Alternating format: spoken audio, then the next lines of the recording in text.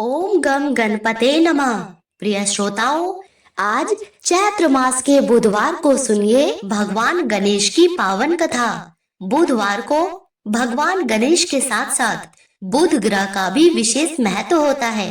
बुध ग्रह हमारी कुंडली में बहुत महत्वपूर्ण स्थान रखते हैं। यह ग्रह बुद्धि, वाणी, तर्क शक्ति, गणित, व्यापार, शिक्षा और निर्णय लेने की क्षमता को नियंत्रित करता है। अगर किसी व्यक्ति की कुंडली में बुध ग्रह शुभ फल दे रहे हो तो वह व्यक्ति बुद्धिमान, चतुर, तेज दिमाग वाला और व्यवसाय में सफल होता है। उसके पास विद्या, बुद्धि और विवेक रहता है, जिसकी मदद से उसे धन, समृद्धि और खुशहाली प्राप्त होती है।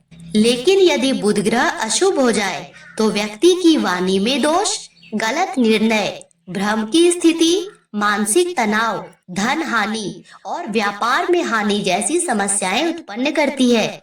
इसीलिए बुध ग्रह को मजबूत करने के लिए व्यक्ति को बुधवार के दिन गणपति बप्पा की पूजा करनी चाहिए, उन्हें दुर्वा अर्पित करनी चाहिए और भगवान गणेश की कथा सुननी चाहिए। इसके साथ ही हरा पालक, हरा फल, हरी सब्जियां, खीरा, मूंग इत्यादि का सेवन और दान करना भी लाभकारी होता है।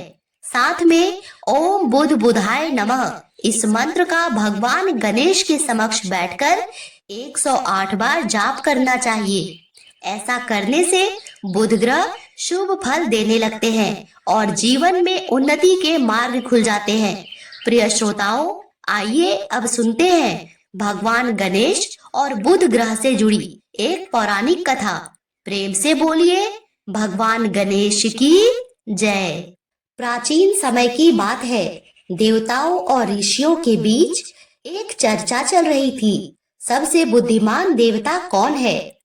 सभी ने भगवान विष्णु, महादेव और अन्य देवताओं का नाम लिया, लेकिन अंत में सभी ने एकमत होकर कहा भगवान गणेश ही सर्वश्रेष्ठ, बुद्धि और विवेक के स्वामी है। यह सुनकर बुध ग्रह को अहंकार हो गया। वे देवताओं के बीच से निकलकर बोले, मैं भी तो बुद्धि और ज्ञान का कारक ग्रह हूँ। अगर किसी की कुंडली में मेरी स्थिति मजबूत हो जाए तो वह व्यक्ति कुशाग्र बुद्धि और वाणी में निपुण, व्यापार में निपुण, धनी समृद्धि बन जाता है। और मैं ही तो हूँ। अगर किसी को अशुभ फल देने लग जाऊं तो उस व्यक्ति की धन, समृद्धि, खुशहाली तो जाती ही है, वह व्यक्ति भ्रम में चला जाता है। उसके हर निर्णय गलत होते हैं और जाने अनजाने अपनी वाणी से विवाद का कारण बनता है। यह सब सुनकर भगवान गणेश मुस्कुराए और बुध ग्रह से बोले, हे बुध, तुम निश्चित ही बुद्धि के, व्यापार के स्वामी हो, लेकिन बिना श्रद्धा, धैर्य और समर्पण के बुद्धि का कोई मोल नहीं होता। यदि व्यक्ति के मन में अहंकार आ जाए तो उसकी बुद्धि भी विनाश का कारण बन सकती है। इस पर बुध ग्रह ने सभा में कहा, हाँ तो ठीक है, चलिए एक परीक्षा लेते हैं जिसमें यह निर्णय किया जाएगा कि सबसे बुद्धिमान कौन है। और बुध ग्रह ने गणेश जी की परीक्षा लेने का निश्चय किया। उन्होंने कहा, अगर आप वास्तव में सबसे बुद्धिमान हैं तो आइए एक प्रतियोगिता करें। हमें 3 प्रश्नों के उत्तर देने होंगे और जो सबसे जल्दी और सही उत्तर देगा वो सबसे बुद्धिमान कहलाएगा। गणेश जी ने मुस्कुराते हुए इस चुनौती को स्वीकार कर लिया। इस पर बुध ग्रह ने पहला प्रश्न पूछा, बताइए इस संसार में सबसे तेज गति से क्या चलता है? इस पर गणेश जी तुरंत बोले, मन। बुध ग्रह हैरान रह गए क्योंकि यह उत्तर बिल्कुल सही था। बुध ग्रह ने दूसरा प्रश्न पूछा, इस संसार में सबसे मूल्यवान चीज क्या है? इस पर गणेश जी ने उत्तर दिया, ज्ञान, क्योंकि धन और संपत्ति नष्ट हो सकती है लेकिन ज्ञान कभी नष्ट नहीं होता। यह उत्तर सुनकर सभी देवता प्रसन्न हो गए। इस पर बुध ग्रह ने अंतिम प्रश्न पूछा, मनुष्य का सबसे बड़ा शत्रु कौन है? इस पर गणेश जी ने तुरंत जवाब दिया, अहंकार। उन्होंने आगे समझाया, जिस व्यक्ति के पास अहंकार होता है उसकी बुद्धि भ्रमित हो जाती है और वह सही निर्णय नहीं ले पाता। बुद्धि तभी फलदायी होती है जब उसमें विनम्रता हो। यह सुनकर बुधग्रह को समझ में आ गया कि क्यों गणेश जी ही प्रथम पूज्य हैं, क्यों वे ही विद्या बुद्धि देने वाले कहलाते हैं। बुधग्रह को समझ आ गया कि बुद्धि और विवेक का सही मार्गदर्शन केवल और केवल भगवान गणेश ही कर सकते हैं। उन्होंने तुरंत भगवान गणेश से क्षमा मांगी और विनम्रता पूर्वक बोले, हे गणपति बप्पा, आज आपने मुझे सिखाया कि केवल बुद्धि होना ही पर्याप्त नहीं, उसका सही उपयोग भी सबसे महत्वपूर्ण है। अब मैं अहंकार त्याग कर आपकी शरण में आता हूँ और आज के दिन से जो भी मनुष्य आपकी पूजा करेगा, आपकी व्रत कथा सुनेगा, बुधवार के दिन आपको दुर्वा अर्पित करेगा, उसकी कुंडली में और उसके जीवन में उसे बुध ग्रह से सदैव ही शुभ फल प्राप्त होते रहेंगे। इस पर भगवान गणेश ने मुस्कुराकर आशीर्वाद दिया और कहा, हे बुध, तुम बुद्धि, व्यापार और ज्ञान के कारक हो। जो भी बुधवार को मेरा व्रत करेगा, व्रत कथा सुनेगा और मेरी आराधना करेगा, उसे मेरे साथ तुम्हारा भी आशीर्वाद मिलेगा। प्रेम से बोलिए, गणपति बप्पा मोरया, मंगल मूर्ति मोरया। प्रिय श्रोताओं, अब सुनिए भगवान गणेश की एक अनसुनी पौराणिक कथा, जिसमें उनकी बुद्धिमत्ता ने पूरे ब्रह्मांड की रक्षा की। यह कथा हमें सिखाती है कि गणपति बप्पा केवल विघ्नहर्ता ही नहीं, बल्कि अद्वितीय ज्ञान और बुद्धि के स्वामी भी हैं। एक समय की बात है जब भगवान ब्रह्मा ने चारों वेदों की रचना की और उन्हें संपूर्ण सृष्टि के कल्याण के लिए संसार में स्थापित किया। वेदों में ब्रह्मांड का गूढ़ ज्ञान समाहित था, जिसे देवता, ऋषि मुनि और मानव जाति के लिए अत्यंत आवश्यक माना जाता था। लेकिन तभी एक घोर संकट आ गया। एक अत्यंत बलशाली और मायावी दैत्य, जिसका नाम सोंधासुर था, उसने वर्षों तक घोर तपस्या की। उसने कठोर नियमों का पालन करते हुए कठिन साधना की और अंततः ब्रह्मदेव को प्रसन्न कर लिया।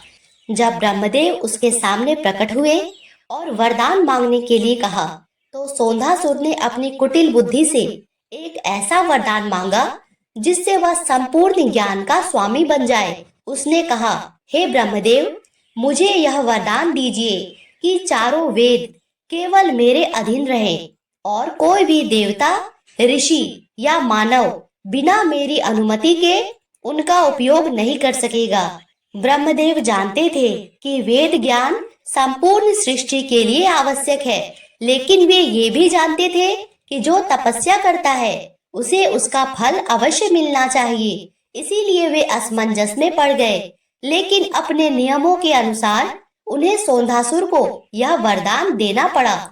जैसे ही ब्रह्मदेव ने वरदान दिया, सोंधासुर ने अपना असली स्वरूप प्रकट किया। उसकी आंखों में छलकता अहंकार और विजय का गर्व साफ झलक रहा था। उसने कोई समय न गवाते हुए चारों वेदों को अपने बल से अपने अधीन कर लिया और उन वेदों को लेकर वह तुरंत पाताल लोक की गहराइयों में चला गया। उसने उन्हें एक शक्तिशाली यंत्रणा के माध्यम से बंदी बना दिया।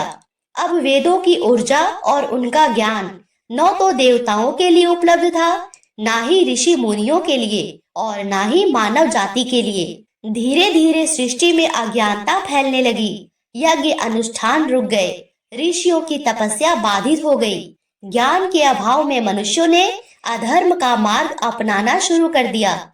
चारों ओर हाहाकार मच गया। देवताओं ने जब यह संकट देखा, वे तुरंत भगवान शिव के पास पहुँचे और विनती करने लगे, हे देवाधिदेव महादेव, सोंधासुर ने चारों वेदों को पाताल लोक में कैद कर दिया है। अब सृष्टि में अज्ञानता फैल रही है। यदि हमें वेद नहीं मिले तो यह संसार विनाश की ओर चला जाएगा।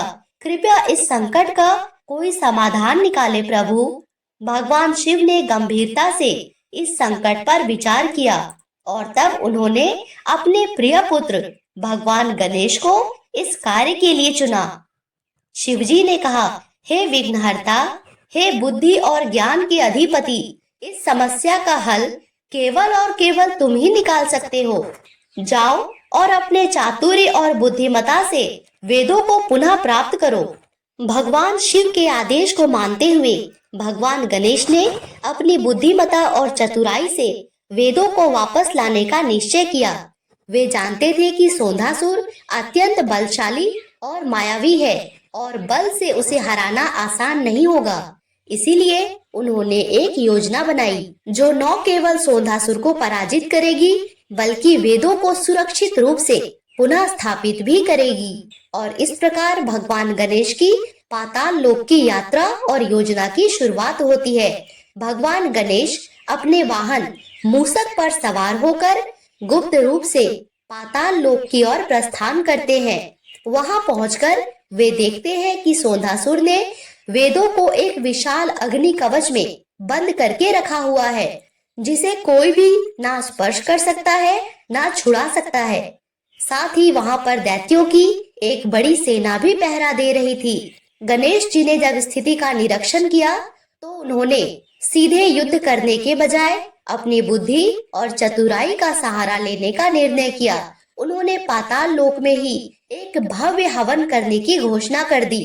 यह कोई साधारण यज्ञ नहीं था, बल्कि एक दिव्य यज्ञ था, जिसकी अलौकिक शक्ति से बड़े बड़े देवता और असुर भी आकर्षित हो रहे थे। और साथ ही अपनी माया से पूरे पाताल लोक में यह संदेश फैला दिया, जो भी इस यज्ञ में भाग लेगा उसे अपार ज्ञान, शक्ति और अमृतत्व प्राप्त होगा। यह यज्ञ इतना दिव्य और शक्तिशाली होगा, इसमें शामिल होने वाले प्रत्येक व्यक्ति सृष्टि के सबसे महान ज्ञानी, शक्तिशाली योद्धा के रूप में प्रसिद्ध होगा। जैसे ही यह खबर चारों दिशाओं में फैली, पाताल लोक के सारे दानव और राक्षस उत्सुक हो गए। यह खबर स्वयं सोंधासुर तक भी पहुंची। सोंधासुर अत्यंत अहंकारी और लोभी था। जब उसे अमृतत्व की बात पता चली और सबसे शक्तिशाली और सबसे ज्ञानी इन बातों का भी पता चला, उसे अपनी शक्ति पर बहुत गर्व था। साथ ही उसे और अधिक शक्ति प्राप्त करने की लालसा भी थी। उसने सोचा, यदि वह यज्ञ इतना शक्तिशाली है और इसे अपार ज्ञान और अमृतत्व की प्राप्ति होगी, तो मुझे अवश्य इसमें भाग लेना चाहिए।